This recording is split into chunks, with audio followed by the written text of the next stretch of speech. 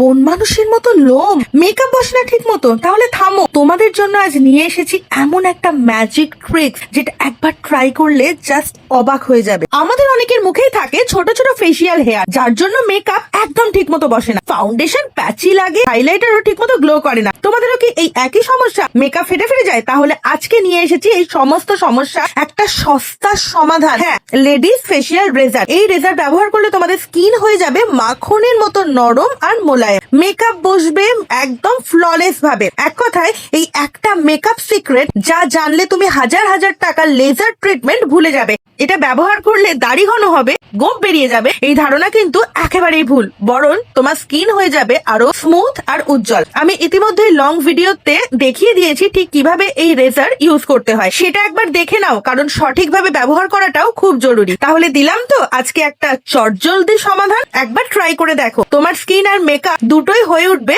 দুর্দান্ত। বিউটি পার্লারে না গিয়ে নিজের ঘরে বসেই করে ফেলো এই স্মুথ স্কিন ট্রান্সফরমেশন। তোমার ফ্রেন্ডসদের সাথে শেয়ার করো, তারাও জেনে নিক এই ম্যাজিক টিপস। দেখো আমার স্কিন কতটা গ্লো করছে আর ফাউন্ডেশন কিভাবে বসেছে, আমার স্কিন হয়ে গেছে ফ্ললেস। তাহলে আজকে আসি, আবার তোমাদের সাথে দেখা হবে নেক্সট ভিডিওতে। বাই।